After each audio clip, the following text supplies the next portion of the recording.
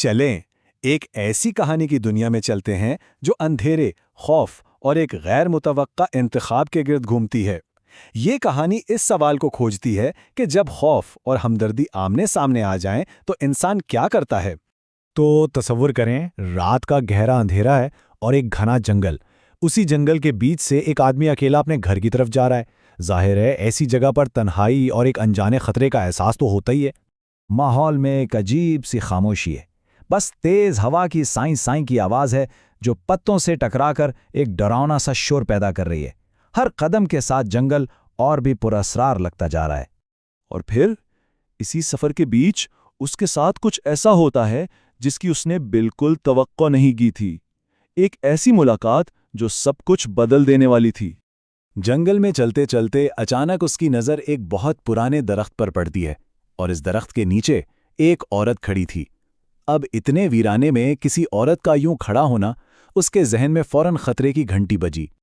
वो जैसे ही थोड़ा करीब गया, उसे एक अजीब सी ठंडक ने अपने घेरे में ले लिया।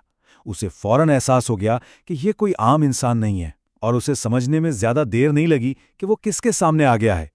जी हाँ, वो एक चुड़ैल थी।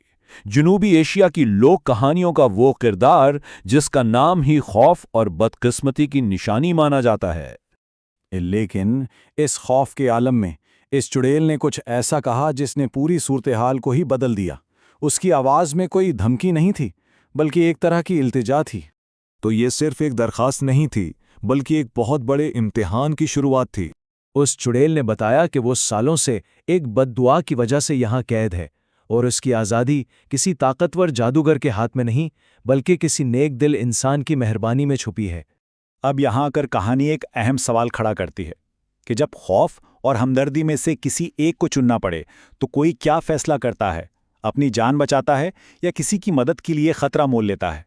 आज़ादी का रास्ता बहुत सीधा लेकिन मुश्किल था। बस 3 काम करने थे: सामने वाले पहाड़ पर जाना, वहां से एक जलता हुआ चिराग लाना और उसकी रोशनी से इस बद्दुआ को खत्म कर देना।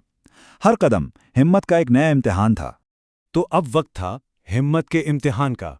इसे अपने डर पर काबू पाकर आगे बढ़ना था। और जानते हैं उसने क्या किया? उसने हमदर्दी का रास्ता चुना। अपने सारे खौफ को पीछे छोड़कर उसने पहाड़ की तरफ कदम बढ़ा दिया। यही वो लम्हा था जहां वो एक आम मुसाफिर से एक हीरो बन गया। अब इसका सफर सिर्फ घर वापसी का नहीं रहा था, बल्कि एक मकसद बन चुका था। वो अंधेरे में घर से निकला था, लेकिन अब वो रोशनी की तलाश में था। तो इसकी इस बहादुरी का नतीजा क्या निकला? अब कहानी का वो हिस्सा आता है जहां अंधेरे पर रोशनी को फतह हासिल होती है। पहाड़ से लौटने के बाद उसने वो जलता हुआ चिराग चुड़ैल के सामने रख दिया। एक पल के लिए पूरे जंगल में सन्नाटा छा गया। ऐसा लगा जैसे वक्त भी सांस रोक के देख रहा हो कि आगे क्या होने वाला है। और फिर चिराग से एक तेज रोशनी निकली जिसने ना सिर्फ जंगल के अंधेरे को, बल्कि सालों पुरानी बद्दुआ के अंधेरे को भी चीर दिया। इसी रोशनी के साथ एक मौजज़ा हुआ। चुड़ैल का वो खौफनाक रूप एकदम गायब हो गया और उसकी जगह एक बहुत ही नेक और खूबसूरत औरत खड़ी थी। बद्दुआ आखिरकार टूट चुकी थी। इस औरत ने इस आदमी का शुक्रिया अदा किया और उससे दुआ दी। और शायद यही इस कहानी का सबसे बड़ा सबक है कि नेकी की रोशनी सिर्फ दूसरों के लिए नहीं होती, वो हमारी अपनी जिंदगी को भी रोशन कर देती है। और इस तरह वो आदमी अपने घर लौट गया। लेकिन अब वो सिर्फ एक मुसाफिर नहीं था, बल्कि एक हीरो था जिसका दिल खुशी और एक अनमोल दुआ से भरा हुआ था। ये कहानी जाते जाते एक बहुत गहरा सवाल छोड़ जाती है। क्या अक्सर ऐसा नहीं होता कि हमारे सबसे बड़े खौफ के पार ही हमारी सबसे बड़ी रोशनी छुपी होती है?